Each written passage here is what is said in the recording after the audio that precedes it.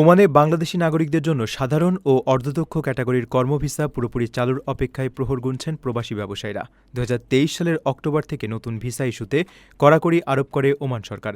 পরবর্তীতে দ্বিপাক্ষিক আলোচনার মাধ্যমে চিকিৎসক, প্রকৌশলীসহ ১৩টি নির্দিষ্ট পেশাজীবী ক্যাটাগরিতে ভিসা চালু হলেও নির্মাণ, কৃষি ও সেবা খাতের সাধারণ শ্রমিকদের জন্য নতুন ভিসা এখনও বন্ধ রয়েছে।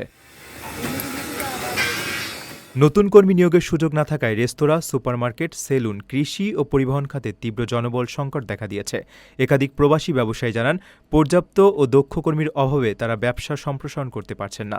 তাদের মতে, ভিসা জটিলতা কেটে গেলে নতুন কর্মসংস্থান সৃষ্টির পাশাপাশি ওমানে বাংলাদেশি বিনিয়োগের পরিধিও ব্যাপকভাবে বৃদ্ধি পাবে। ভিসা পরিস্থিতি স্বাভাবিক করতে ওমান সরকারের সঙ্গে কূটনৈতিক পর্যায়ে আলোচনা অব্যাহত রেখেছে বাংলাদেশ। ওমানে নিযুক্ত বাংলাদেশের সদ্য সাবেক রাষ্ট্রদূত ভাইস অ্যাডমিরাল খন্দকার মিসবাহুল আজিম জানিয়েছেন, ওমান সরকার এ বিষয়ে বেশ ইতিবাচক এবং বন্ধ থাকা অন্যান্য ক্যাটাগরিগুলো সচল করতে উচ্চ পর্যায়ে আলোচনা চলছে। নিজের একটি স্বপ্নের ফ্ল্যাট এখন আর স্বপ্ন নয়।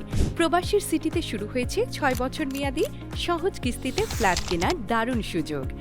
এক ঠিকানায় আধুনিক জীবনযাপনের সব সুবিধা, নিরাপদ, পরিকল্পিত ও বিদেশের মতো স্মার্ট পরিবেশ। আজই বুকিং করুন আপনার পছন্দের ফ্ল্যাট আর গড়ে তুলুন নিজের স্থায়ী ঠিকানা। বিস্তারিত জানতে কল করুন স্ক্রিনে দেওয়া নাম্বারে।